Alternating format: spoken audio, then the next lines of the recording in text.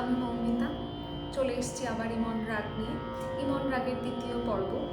আমরা ইমনের আলাপে ছিলাম। মন্দ্র এবং মধ্য সপ্তকের আলাপ আমরা মোটামুটি কিছুটা করার চেষ্টা করেছি। মধ্য থেকে তার সপ্তকের দিকে কিভাবে আলাপ যাওয়া যায় সেটা আমরা আজকে একটু পাওয়ার চেষ্টা করব। তাহলে ইমনের আরোহণ অবরোহণ, যে কোনো রাগ শুরু হওয়ার প্রথমে তার আরোহণ অবরোহণ করে নেওয়াটা জরুরি, তাতে আমাদের সুরটা ঠিকঠাক জায়গায় লাগে এবং সুরটা প্রপারলি বোঝা যায়, কোন স্বর লাগছে কোন স্বর লাগছে না সেই সম্পর্কেও আমাদের জানা যায়, আমরা জানতে পারি। তো মেরে গা মা ধা নি সা, আরোহণ।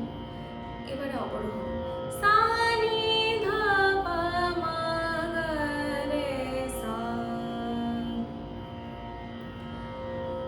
আমরা আগের দিন মন্দ্র সপ্তক এবং মধ্য সপ্তকের আলাপ করেছিলাম। আজকে মধ্য থেকে আমরা কিভাবে তারে যাওয়া যায় সেটা একটু চেষ্টা করে দেখি। তাহলে গা মা পা রে গা, গা মা ধা নি সা, নি রে গা রে সা, নি ধা পা মা গা রে, রে গা নি রে গা রে সা। খুব সহজ পদ্ধতিতে এইভাবে আমরা ওপরের তার সপ্তকটা হালকা করে ছুঁয়ে এসে আমরা ইমন রাগের আলাপটা শেষ করতে পারি। কারণ আলাপে আমরা তার সপ্তকে কখনো বেশি কাজ দেখাতে যাব না, তার জন্য অন্তরা আছে। আমরা চাইলে অন্তরার বিস্তার করতে পারি, সেখানে পুরোটাই তার সপ্তকে বেশিটা থাকে। অন্তরাতে গিয়ে আমরা সরগম করতে পারি, অন্তরায় টান আছে। তো আমি যেটা প্রথমেই বলেছিলাম যে মন্ত্র থেকে মধ্য, মধ্য হয়ে তার। তো ইমন রাগের আলাপ মোটামুটিভাবে আমরা এইটুকু করে আমরা বন্দিশের দিকে এগোতে পারি। বন্দিশ শেখার আগে আমাদের যেটা শিখতে হয় সেটা হচ্ছে স্বর মালিকা। তো স্বর মালিকা, হোয়াট ইজ স্বর মালিকা? স্বর দিয়ে কিছু তাল এর সঙ্গে যোগ করে, তালের সঙ্গে সামঞ্জস্য রেখে স্বর যুক্ত করে ইমন রাগের যে চলন বা যে কোনো রাগের যে চলন, সেই চলন অনুযায়ী স্বর দিয়ে যে মালা তৈরি করা হয় তাকে বলে সেই রাগের স্বর মালিকা।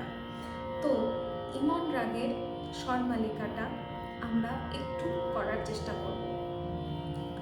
নি রে গা মা পা রে রে সা সা, নি ধা নি রে গা রে সা সা।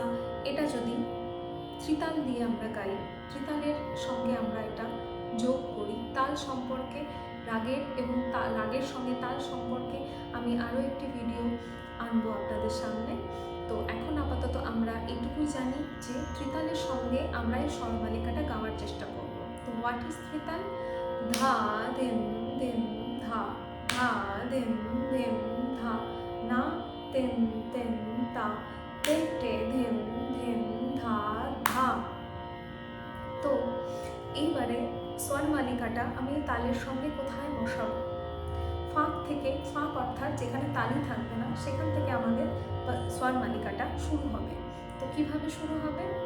ধা ধেম ধেম ধা, ধা ধেম ধেম ধা, নি রে গা মা পা রে রে সা সা, নি ধা নি রে গা রে সা সা, পা পা মা গা পা পা, মা ধা নি ধা পা পা, নি রে গা রে সা নি ধা পা, গা রে গা মা পা রে রে সা সা। মানে ত্রিতাল 16 মাত্রার। ধা ধেম ধেম ধা, ধা ধেম ধেম ধা, না তেম তেম তা, তে টে ধেম ধেম ধা। তো প্রথম 8 মাত্রা আমরা ছেড়ে দিচ্ছি। ধা ধেম ধেম ধা, ধা ধেম ধেম ধা। এখান থেকে আমরা শুরু করব। 1 2 3 4 5 6 7 8 ni re ga ma pa re re sa sa ni dha ni re ga re sa sa pa pa ma ga pa pa ma dha ni dha pa pa ni re ga re sa ni dha pa ga re ga ma pa re re sa sa। আবার আমরা মুখরায় চলে যাব স্বরমালিকা নি রে গা মা পা, যে মুখটা দিয়ে আমরা শুরু করেছি। তো আমরা প্রথমে যখন যারা গাইছি ইমন, রাগের তালের সঙ্গে আমরা যতটা ফ্যামিলিয়ার বা পরিচিত নই, তারা আমরা এই হিসাবটা হাতে নিয়ে 16 হিসাব হাতে নিয়ে কর গুনে গুনে আমরা প্রথমে করতেই পারি। তারপর আমাদের যখন তালটা সম্পর্কে আমরা একটু ওয়াকিবহাল হব, আমি সাজেস্ট করব যারা বিগিনার্স রয়েছো, যারা প্রথম শিখছো, তারা অবশ্যই তাল সঙ্গে নিয়ে প্র্যাকটিস করবে। তাল is a very important thing of singing. তো তাল সম্পর্কে প্রথম থেকে যদি আমরা এই ধারণাটা আমরা নিতে থাকি, তাহলে আমাদের রাস্তাটা অনেক বেশি সহজ হবে। তো আমরা প্রথমে 16 হিসেব করে ত্রিতাল ধরে আমরা এই বন্দিশটা, এই স্বরমালিকাটা গাইব। স্বরমালিকাটা আমরা প্র্যাকটিস করব। স্বরমালিকাটা আমাদের স্বরে ভালো করে, যাতে আমাদের সবগুলো স্বর আমাদের গলায় যাতে সুন্দর করে আসে, যাতে স্মুথ হয়, যাতে মুখস্থ হয়। যে কেউ যে কোনো স্বরমালিকা ব্যবহার করতে পারো, অনেক রয়েছে।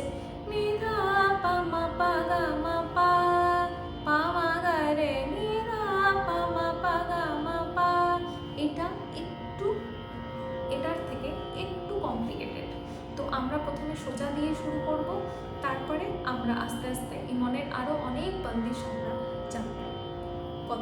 যতগুলো আমরা জানতে পারি বা জানা সম্ভব সেটা আমরা জানব। তো আজকে আমরা ইমনের স্বরমালিকা, স্থায়ী যে স্বরমালিকা আছে সেটুকু জানলাম। এর পরের ভিডিওতে আমরা অন্তরা স্বরমালিকাটা সম্পর্কে জানব। ততক্ষণের জন্য সবাই ভালো থাকো, রাগে থাকো।